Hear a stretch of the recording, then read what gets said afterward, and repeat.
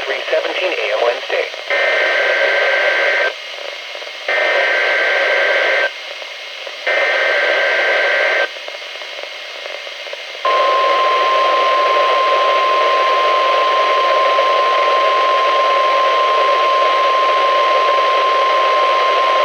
This has been a test of the emergency alert system conducted by the National Weather Service Office in Spokane, Washington.